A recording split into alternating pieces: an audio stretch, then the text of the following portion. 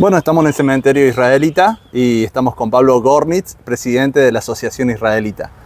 Pablo, coméntame un poquito aquí del cementerio. Recién estábamos hablando un poco de la historia, de la formación. Coméntame un poquito vos. Bueno, ¿por qué un cementerio? Si ya hay un cementerio en Villa María, la respuesta es que el judaísmo tiene su vida reglada y dentro de la vida también incluye la muerte. Entonces, hay algunos ritos que son diferentes a los ritos católicos y para poder conservarlos se estableció el cementerio. El cementerio se estableció hace casi 100 años, en 1927, y es uno de los 5 cementerios judíos que están en la provincia de Córdoba, con una particularidad. En 2019, el Museo Judío de Villa María, que no solo incluye el templo y que ustedes ya han visitado, sino incluye al cementerio. Y el cementerio fue completamente digitalizado. Entonces, a través de la página museojudiobm.com, uno puede acceder al museo y consultar quién está sepultado en el cementerio, ver fotos de cada una de las tumbas y leer las leyendas que tienen, ya sea en español, en hebreo o en yiddish. Bien. ¿Nos mostrás un poquito? Claro, adelante. Porque hay algunas cosas, mientras que caminamos, algunas particularidades, ¿no es cierto?, que tienen, con lo que vos decías recién, de la diferencia en el ritual de enterrar al muerto. Tengo entendido que no ponen flores, sino que, no sé si todas las ramas judías, pero que hay judíos que llevan piedras, ¿puede ser? Bueno, así es. Yo personalmente traigo flores. ¿Por qué? Porque a mi papá y a mi mamá les gustaban las flores, pero eso es un tema personal.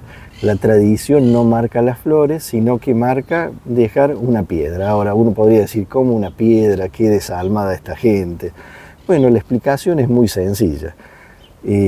Recuerde que nosotros estamos en el año 5000 y pico y la gente vivía en el desierto o en un descampado. Entonces, si fallece alguien, ¿cómo yo sé dónde falleció esa persona? Y bueno, ¿qué se hacía? Se colocaba una serie de piedras. Entonces, como una señal de respeto y como una señal de seguir marcando el lugar donde se encuentra el fallecido, quedó la tradición de, cuando uno concurre a una tumba, dejar una piedra. Lo que antiguamente se llamaba un memorial. El memorial, exactamente. Bien, ¿nos mostramos un poquito las Claro. tumbas? Bueno, en una de esas le puede llamar la atención que me puse este gorrito. Sí. Eso no es porque soy obispo, pero básicamente se llama kipá. Kipá, si ustedes ven, es una cúpula. Y de ahí es la palabra, kipá, cúpula, capitán, es algo que está por encima. ¿Y qué es lo que está por encima de todos nosotros los judíos? Dios. Entonces es una forma de respeto. Cuando uno ingresa a una iglesia, ¿qué hace? Si tiene un sombrero, se saca el sombrero. Cuando uno ingresa a un lugar judío sagrado, uno se coloca la kipá. Los judíos muy observantes lo utilizan todo el día. Claro. Bueno, como pueden ver, el cementerio nuestro pareciera un cementerio moderno. ¿Por qué? Porque no hay panteones. Es un cementerio parque. Bueno, eso es por también las tradiciones. En el judaísmo todos se van como vienen, puros y polvo al polvo. Entonces todos son sepultados en la tierra. Ahora, básicamente las lápidas, las piedras que los recubren pueden tener distintas variantes, pero se trata de que sean lo más uniforme posible. ¿Por qué? Para que el rico, con esa riqueza, no ofenda al menos pudiente. Eso es una de las cosas que veo. Sí. Todas son iguales, como vos decís. Y me llama la atención lo que tienen escrito y los símbolos. Si nos podrías mostrar y comentar un poquito al respecto. Bueno, dentro del judaísmo hay 2 grupos principales. Uno que se llaman los rusos, que son los judíos de tez blanca, que vienen de Rusia, Polonia, Alemania, el norte de Europa. Llamados judíos askenaz también. Correcto.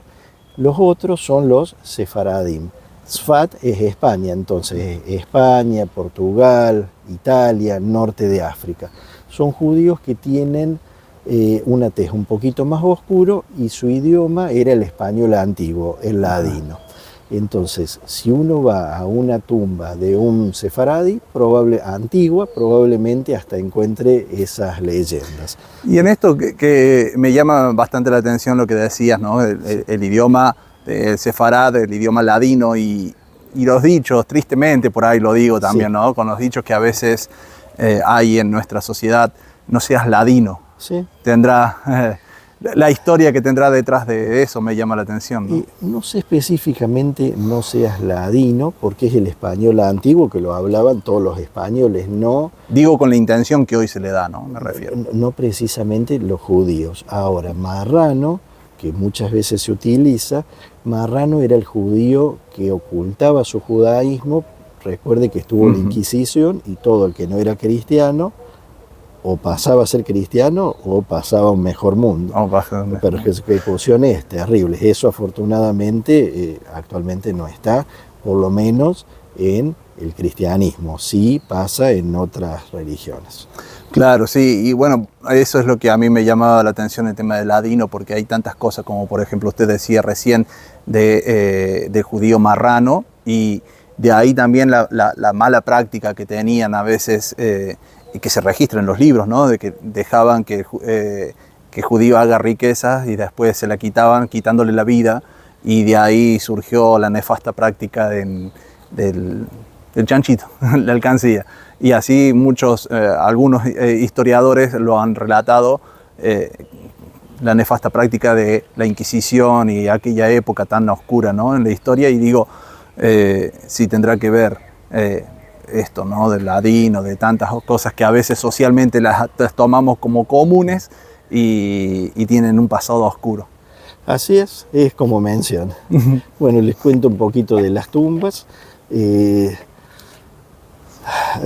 Básicamente lo que dice en esos símbolos raros son letras hebreas que básicamente dice que tal persona, hija o hijo de tal persona, falleció en tal año. Esa es la leyenda. En el caso que está viendo Pablo Gornitz, no es que me prepararon la tumba a mí, sino que yo llevo el nombre Pablo por mi abuelo. Una de las costumbres entre los judíos ashkenazíes es que se coloca en memoria de alguien que falleció el nombre, por eso llevo el nombre de Pablo. Y ahí vamos viendo también las piedritas, como usted lo iba mencionando. Así es, sí. En este caso tengo bastantes visitas. Salomón Gornitz. Bueno, él era mi papá. Ah, su padre. Sí. Y en estos días de tantas cosas que están sucediendo en el mundo, sobre todo con la comunidad judía y en épocas tan sensibles como las que estamos viviendo ahora, de los recuerdos que nos toca, ¿qué palabra usted como presidente de la comunidad podría decir al respecto sobre lo que está sucediendo en Gaza? Se viene la memoria del atentado de Amia, lo que sucedió con el atentado, el recuerdo que de hace unos pocos días que participó el presidente, y bueno, y también el hecho de tener un presidente pro judaísmo hoy en día en Argentina, ¿no? Bueno, primero es agradecimiento. Agradecimiento, ¿por qué? Porque yo me encuentro aquí hablando con usted gracias a Argentina. ¿Por qué? Porque mi abuelo Pablo se escapó de Polonia y al año pudo traer a su familia y ver cómo se hacía el sueño realidad del inmigrante, de mi hijo el doctor, no porque estudiara bioquímica, ingeniería o medicina, sino de poder crecer, desarrollar una familia y que su familia viviera en paz. Entonces, primero hay que hacer ese reconocimiento. Después, en Israel, es un estado muy antiguo, pero es un estado muy nuevo, porque el Israel moderno se formó en el 1948. La idea original después de la Segunda Guerra y el Holocausto era que hubiera un territorio para los judíos y un territorio para los árabes.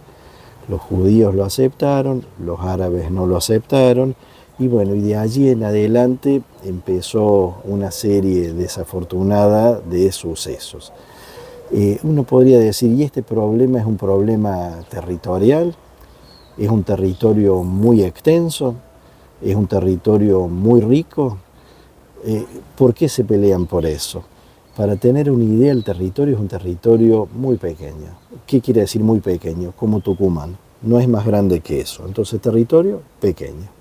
Segundo punto, ¿es un territorio muy rico? No, es desierto. La mayor parte del territorio es desierto, que con el esfuerzo del hombre se transformó en un jardín.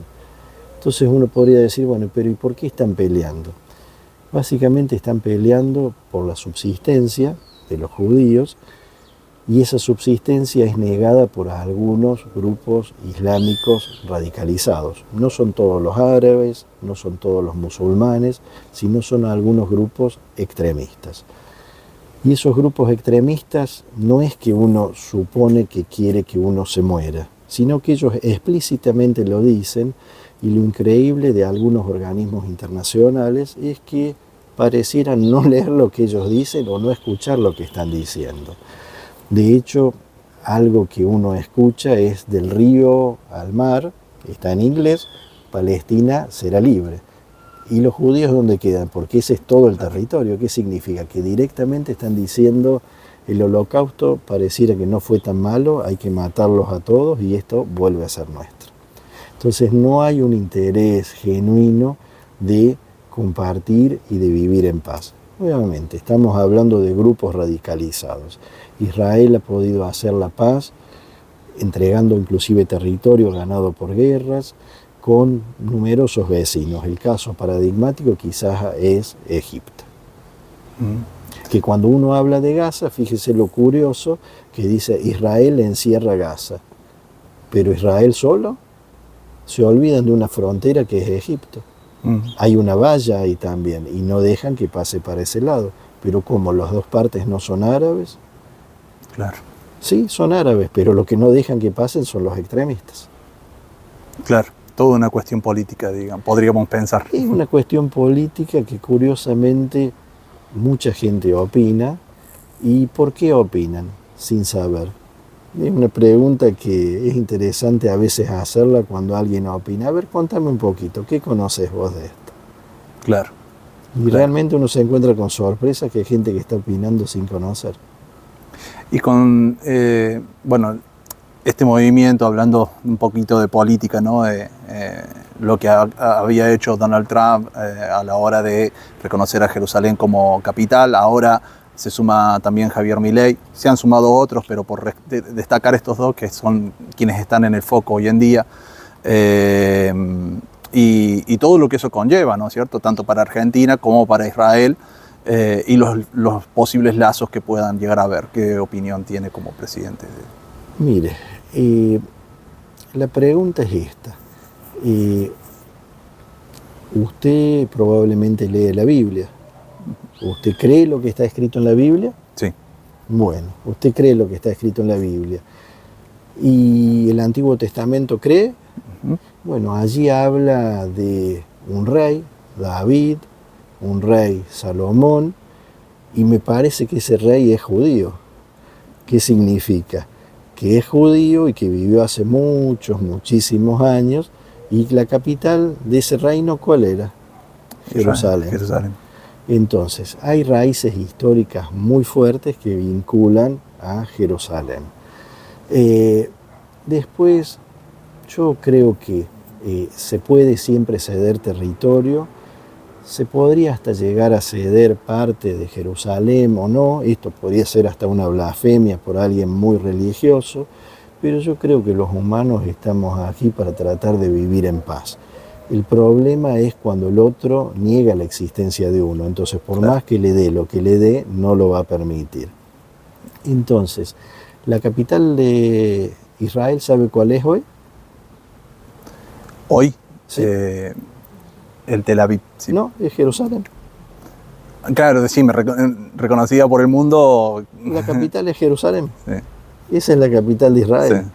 Tel Aviv, ¿qué es? Es como si yo le dijera, ¿cuál es la capital de Brasil? Es Brasilia, no es Río de Janeiro, Claro. no es San Pablo. Tel Aviv es la ciudad comercialmente más potente, pero la capital de Israel es Jerusalén desde el inicio del Estado moderno. Claro. Entonces, si después un país, por ideología o por conveniencia o por lo que uno quiera llamarle, decide establecer su embajada en otro lado, bueno, puede hacerlo, pero lo correcto sería que esté en Jerusalén. Ahora, desde el inicio, Jerusalén, de inicio me refiero al 48, estuvo dividido. Estuvo dividido, ¿qué significa? Que hasta los mismos árabes habían reconocido eso. Entonces, tranquilamente, todas las embajadas podrían haber estado en el lugar de no disputa de Jerusalén judío. Claro. Se podría haber solucionado mucho antes del conflicto, por así decirlo, ¿no? El conflicto, si tan solo no se hubiese puesto los intereses egoístas, me refiero, ¿no? El conflicto siempre se puede solucionar cuando no hay un extremo que diga que usted no puede existir. Claro. Cuando la ideología es que uno tiene que estar muerto y se hace un poco difícil aceptar y ponerse de acuerdo que yo me tengo que morir. Entonces allí los acuerdos naufragan. Bueno, muchísimas gracias por todo, por su tiempo, por sus opiniones. Por favor, un gusto. En lo que podamos ser de utilidad en el canal para la difusión de cultura, de la comunidad, sean bienvenidos. Un gusto y bueno, aprovecho para agradecerles la visita y para desearles felices Pascuas que están próximas a llegar, que también llegan las Pascuas judías, así que felices Pascuas.